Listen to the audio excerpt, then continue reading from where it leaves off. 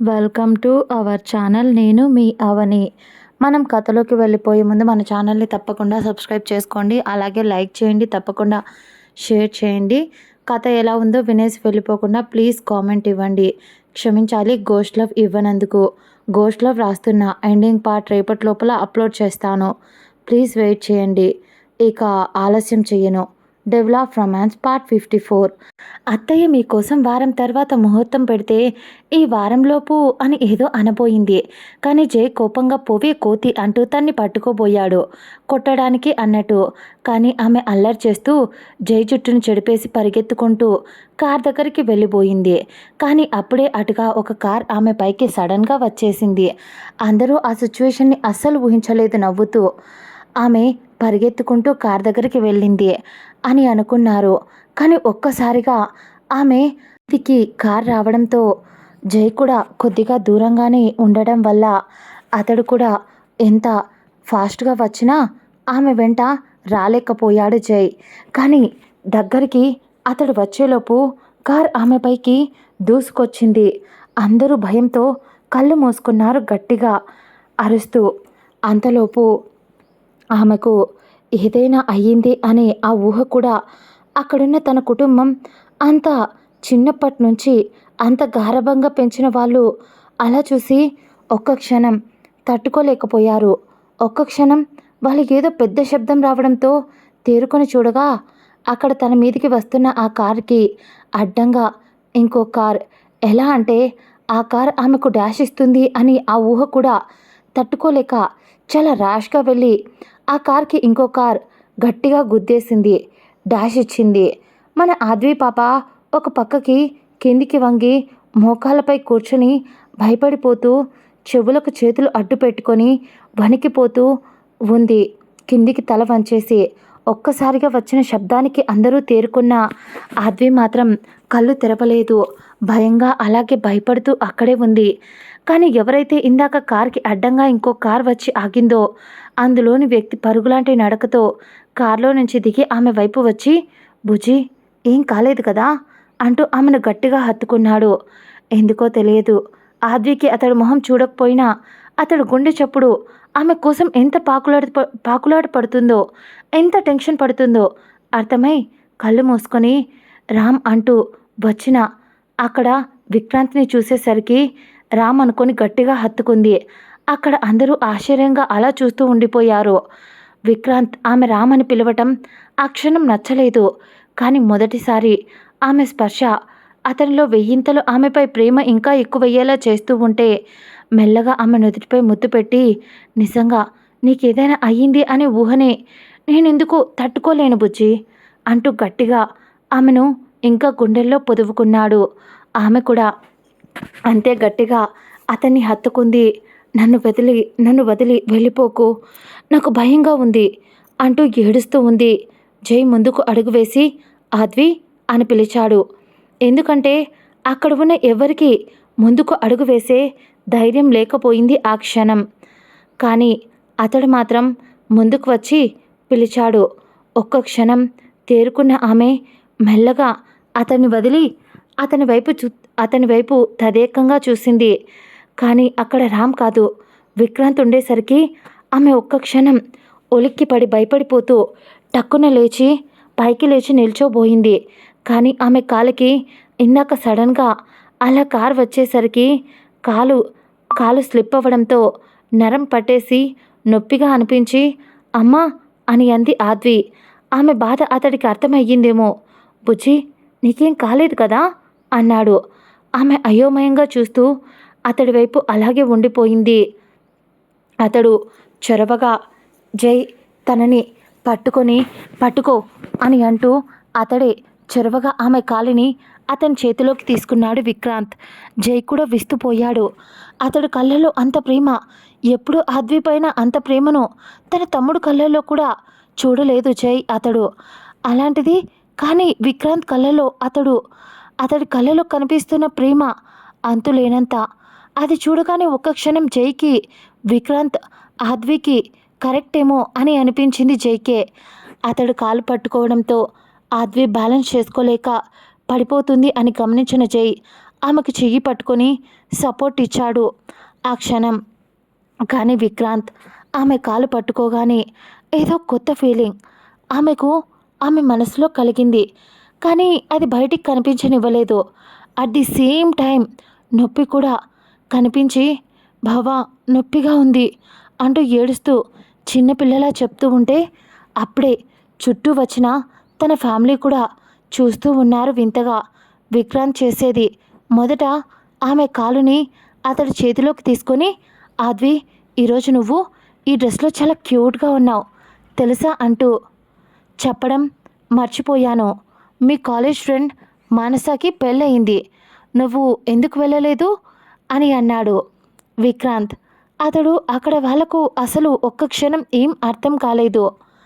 ఎవరతడు, ఎందుకు వచ్చాడు, ఇప్పుడు ఏం మాట్లాడుతున్నాడు, ఇలా అలా ఏదేదో ఆలోచనలో పడిపోయారు. ఆద్వికి ఒక్కసారిగా అతడు ఆమె కాళ్ళను కొంచెం విరిచినట్టుగా చేసేసరికి కలుక్కుమనిపించడంతో అమ్మా అని గట్టిగా అరిచింది. కానీ వెంటనే కాలు నొప్పి కొంచెం తగ్గినట్టు అనిపించి, ఇప్పుడు నాకు కాలు బాగానే ఉన్నట్టు అనిపిస్తుంది అని కొంచెం నవ్వేసింది. ఆమె నవ్వడంతో అందరూ కొంచెం కుదుటపడ్డారు.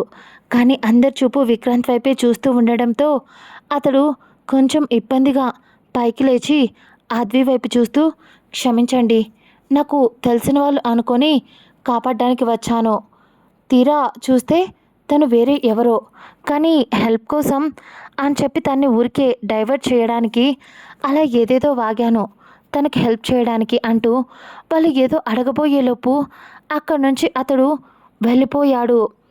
అందరూ అతన్ని ఆపాలి అని చూస్తుంటే జై మాత్రం, మీరు ముందు కార్ దగ్గరికి వెళ్ళండి, నేను అతను ఎవరు ఏంటి, అతడు చెప్పింది నిజమా కాదా అన్నీ తెలుసుకొని వస్తాను అని ఆద్విని కూడా సైలెంట్గా జర్నీతో వెళ్ళు అని చెప్పేసి అక్కడి నుంచి అతడు విక్రాంత్ వెనకే వెళ్ళాడు. విక్రాంత్ డైరెక్ట్గా అతడు వెళ్ళి ఇందాక ఇంకో కార్ని గుద్దాడు కాబట్టి తన కార్ని పక్కకు తీసి ఒక్క క్షణం ఊపిరి పీల్చి వదిలి ఇందాక ఆమెను చూడటానికి గుడి దగ్గరికి వచ్చేసరికి ఒక్క క్షణం కారు ఎదురుగా వచ్చేసరికి అతడు ఎంత టెన్షన్ పడ్డాడో గుర్తు రాగానే అతడు తట్టుకోలేకపోయాడు. ఇలా అలా టెన్షన్ పడుతూ మొబైల్లో ఇందాక ఆమెను పిక్స్ తీసుకోవడం గుర్తొచ్చి వాటిని చూసుకుంటూ, ఎందుకే చంపుతున్నావు, ఎప్పుడు నా సంతోషానికి కారణం నువ్వే అవుతావు, అలాగే నా బాధకు కారణం కూడా నువ్వే అవుతావు. నీకు తెలుసా, మనం బాగా ప్రేమించే వ్యక్తి నోటి నుంచి ఇంకో మగాడి పేరు వస్తే ఎవరూ తట్టుకోలేరు బుజ్జి అని బాధపడుతూ ఉన్న టైంలోనే కార్ డోర్పై ఎవరో తట్టినట్టు శబ్దం రావడంతో అటువైపుగా చూశాడు విక్రాంత్. కానీ అక్కడ జై ఉండడంతో అది అతడు ఎక్స్పెక్టెడే కాబట్టి లాక్ ఓపెన్ చేసి అతడే కిందికి దిగాడు విక్రాంత్. ఆ తర్వాత జై విక్రాంత్ వైపు చూసి, నేను నీతో కొంచెం మాట్లాడాలి అన్నాడు జై. దాంతో విక్రాంత్ సరే అన్నట్టు తల ఊపడంతో అక్కడే ఒకచోట గుడి బయట కొంచెం పీస్ఫుల్గా ఉండే ప్లేస్లో, అది సిటీకి దూరంగా ఉన్న గుడి కాబట్టి పెద్దగా జనాలు కూడా అక్కడ ఎవరూ లేరు కాబట్టి అక్కడ ఒక్క క్షణం ఇద్దరు మౌనంగా నిలబడుకొని ఏదో ఆలోచిస్తూ ఉన్నారు. ఆ సైలెన్స్ని బ్రేక్ చేస్తూ జైనే మొదట మాట్లాడుతూ, ఇప్పుడేంట్రా, నువ్వు దానికి నీ ప్రేమను చెప్పినా కూడా అది యాక్సెప్ట్ చెయ్యదు, ఆ విషయం నాకు బాగా తెలుసు. అది రామ్ని ఇష్టపడుతుంది. అలాంటప్పుడు ఇంకా ఎందుకు ఎన్ని రోజులు దాని గురించి ఆలోచిస్తూ ఇలా పిచ్చివాడిలా దాని వెంట తిరుగుతూ ఉంటావు అన్నాడు జై కోపంగా. ఏంట్రా, నీ తమ్ముడు దాన్ని వద్దు అని దూరంగా నెట్టేస్తున్నా అది వాడి వెంట వెళ్తుంది. అలాంటప్పుడు నేను ప్రాణానికి ప్రాణంగా చిన్నప్పటి నుంచి ప్రేమించారా, ఎలా వదులుకోమంటావు జై? అయినా దాంది ప్రేమ అయితే నాది కూడా ప్రేమే కదా.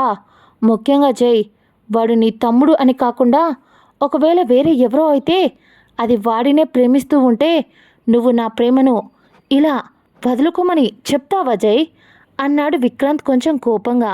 జై కూడా ఒక్క క్షణం ఏదో ఒక మూలన సెల్ఫిష్గానే ఆలోచిస్తున్నట్టు అనిపించి ఆద్వి చాలా మంచి అమ్మాయి, చాలా ధైర్యవంతురాలు.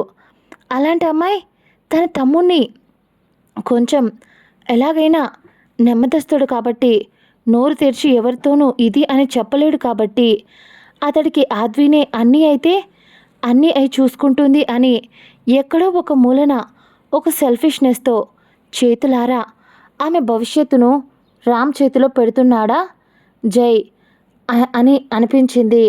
అయినా తప్పేముంది, బాగా చదువుకున్నాడు, బాగా డబ్బుంది, ఫ్యామిలీ ఉంది, ఫ్యామిలీ పైగా వాళ్ళతోనే కలిసి ఉంటుంది.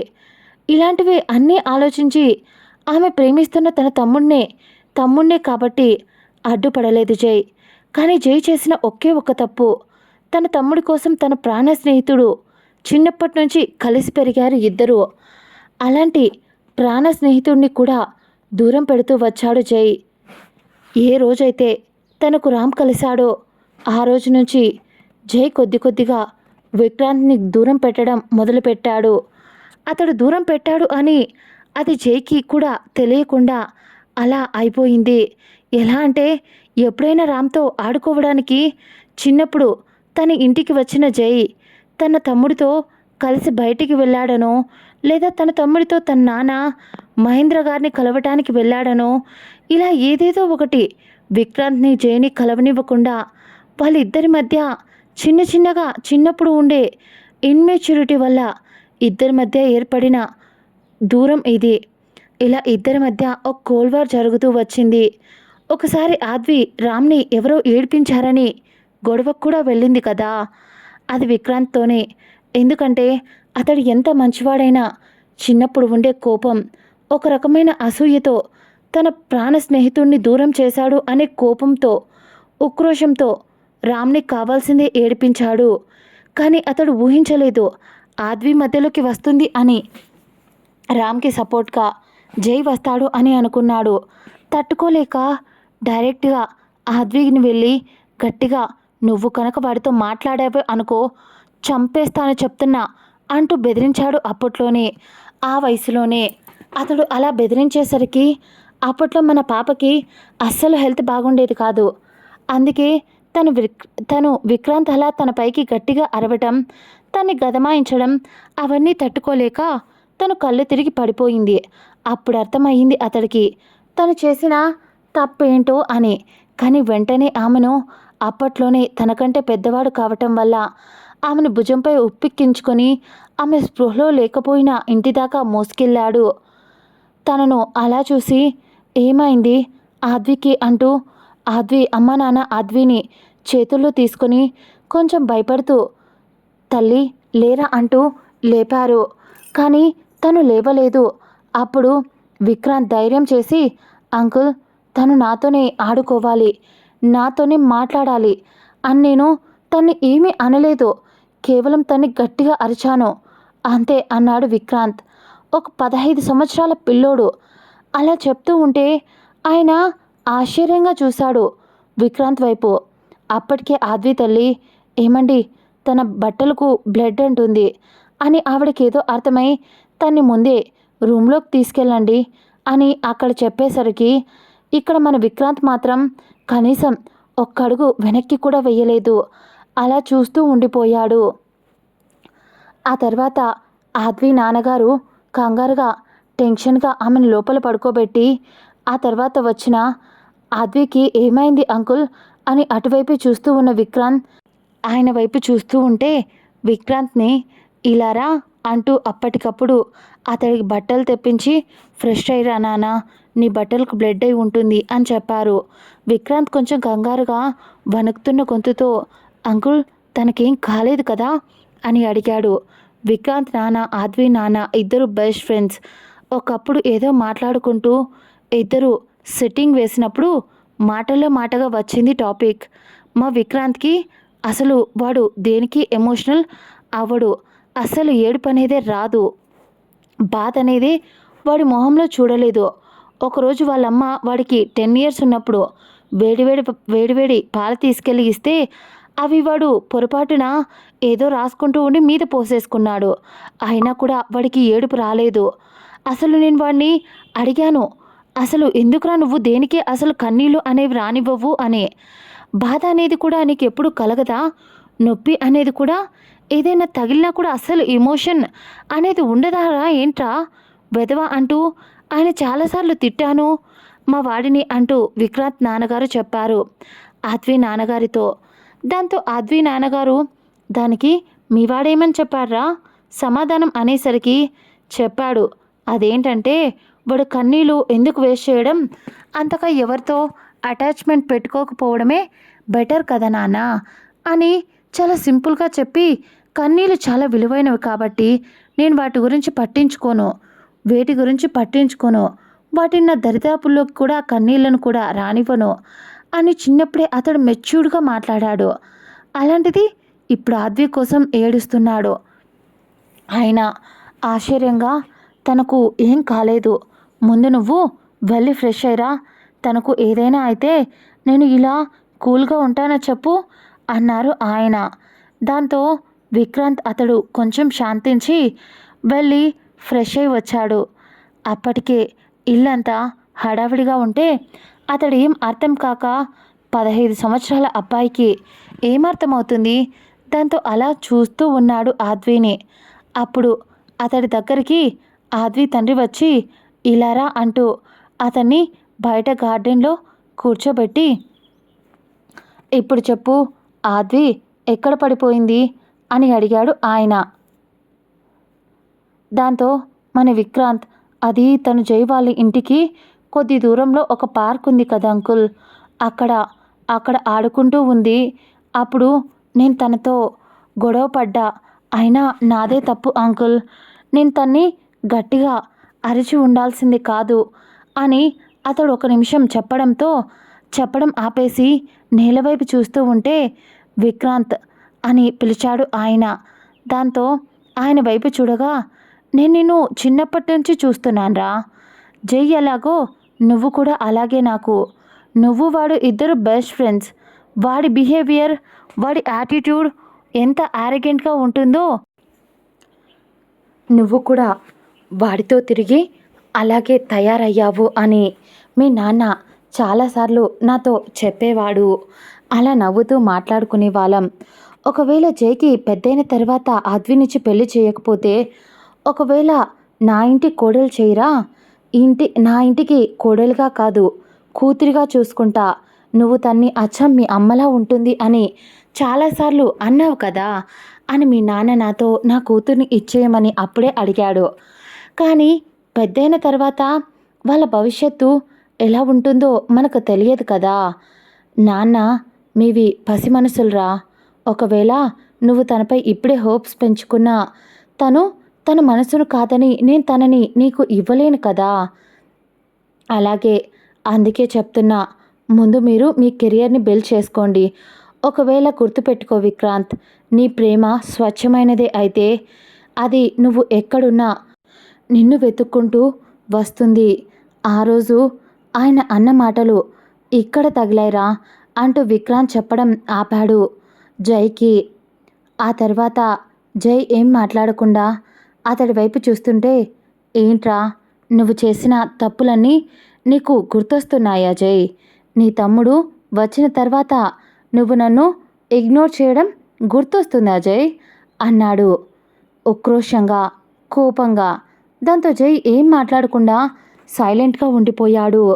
విక్రాంత్ జై మాట్లాడకుండా అలా ఉండేసరికి, తమరు మాట్లాడరు సార్, కానీ అప్పుడు దూరం పెట్టేసి ఆ తర్వాత నా కోసం కాలేజీకి వస్తారు, ఆ తర్వాత నేను కాలేజీలో ఎవరితోనో గొడవ పడితే వాడు నా మీద అటాక్ చేయబోతే తమరు దగ్గరుండి వాడికి వార్నింగ్ ఇస్తారు.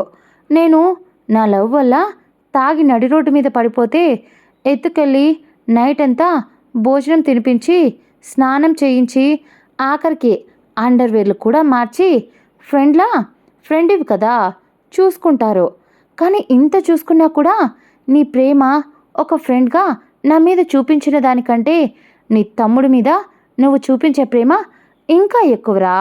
ఇది జలసీ అనుకో, ఇంకా ఏదైనా అనుకో జై. అయినా జై, ఇప్పుడు ఇదంతా అనవసరం. నేను ఒక్కటే మాట చెప్తున్నా, ఇదంతా కాదు, ఇక్కడ ఏదో జరుగుతుంది, అందుకనే నేను వెళ్ళేవాడినల్లా వెనక్కి వచ్చా జై. ఏం జరుగుతుందో కూడా కనుక్కోవడానికి వచ్చా. ఇంకో విషయం, ఎప్పుడూ కూడా తన మీద పొరపాటున కార్ వెళ్ళింది అని అనుకుంటున్నావా ఇప్పుడు? అయినా అలా అనుకోరులే.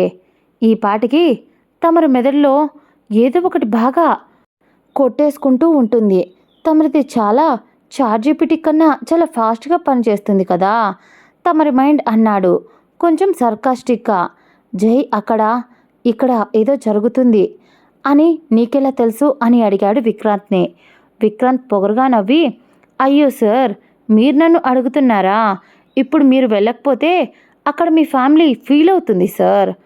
ఇక్కడ కాబట్టి ఖాళీ దొరికినప్పుడు మీకు ఎలాగో నేను ఉండే అడ్రస్ తెలిసే ఉంటుంది కదా, కాబట్టి తమరు వచ్చి తరిస్తే మాట్లాడుకుందాం. ఇంకొకటి అంటూ వెళ్ళేవాడల్లా వెనక్కి తిరిగి, నీ తమ్మునికి చెప్పకుండారా అన్నాడు. ఇదండి ఇవాళ episode devil of romance. Please ఎలా ఉందో చూసి విని వెళ్ళిపోకుండా మంచి కామెంట్ ఇవ్వండి. మళ్ళీ నెక్స్ట్ ఎపిసోడ్లో కలుసుకుందాం.